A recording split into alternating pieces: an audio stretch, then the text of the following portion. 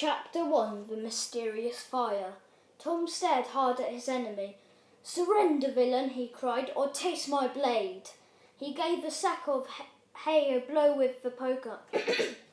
"That's you taken care of," he announced. "One day I'll be the finest swordsman in all of Antioch, even better than my father, Taladin the Swift, or Taladin the Swift." Tom felt the ache in his heart that always came when he thought about his father. The uncle and aunt who had brought Tom up since he was a baby never spoke about him or why he had left Tom to their care after Tom's mother had died. He shoved the poker back into his pack.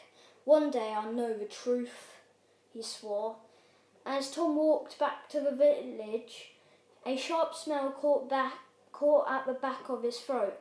"Smoke," he thought. He stopped and looked around. Through the trees to his left he could hear a faint crackling as a wave of warm air hit him. "Fire!" Tom pushed his way through the trees and burst into a field. The golden wheat had burned to black stubble, and a veil of smoke hung in the air. Tom stared in horror. How could this have happened? He looked up and blinked. For a second he thought he saw a dark shape moving towards the hills in the distance, but then the sky was empty once again. An angry voice called out, "Who's there?" Through the smoke, Tom saw a figure stamping round the edge of the field. "Did you come through the woods?" the man demanded. "Did you see who did this?" Tom shook his head. "I didn't see a soul." There's evil at work here," said the farmer, his eyes flashing. "Go and tell your uncle what's happened. Our village of Ferno is cursed, and maybe all of us with it." Tom turned and ran as fast as he could, stumbling over the blackened tree roots. Tom burst into the village square, gasping for breath. It was full of villagers. What were they all doing here? It wasn't market day. They were shouting and waving their hands at his uncle, who was standing on a bench at the edge of the square. "Fire in the fields! Fire in the fields! What's next?" one man shouted. "The troubles get worse each day," called another villager. The beasts have turned evil. No, the beasts have turned evil." Tom knew that Avantia was said to be protected by 6 beasts, including a fire dragon, but no one was sure if they really existed. "Have you seen the river?" a woman asked. "It's so low we will soon run out of drinking water."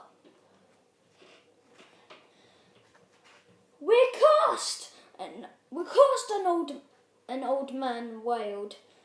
"I don't believe in curses," said Tom's uncle firmly, "but our village needs help. One of us must go to the king and request his aid." Tom stepped forward. "I'll go to the palace, uncle." The villagers laughed. "Send a boy on such a mission? Ha! The king would laugh at us for sending a child." Tom's uncle spoke quietly. "No, Tom, you're too young. I'm head of the village. I'll go." Suddenly a small boy, smeared in soot, pushed through the crowd. "Help!" he gasped. "Please help! Our barn is on fire! Men, bring your pails to the river, now!" Tom's uncle roared to the crowd. "The rest of your bring spades to the barn. If we can't quench the fire, we'll bury it. Quickly!"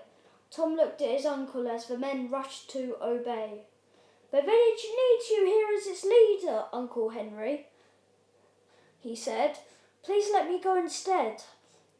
Tom's uncle turned to face him, his face serious. "I suppose I have to let you out into the world sooner or later," he said. He stared into the distance. "Perhaps it's meant to be."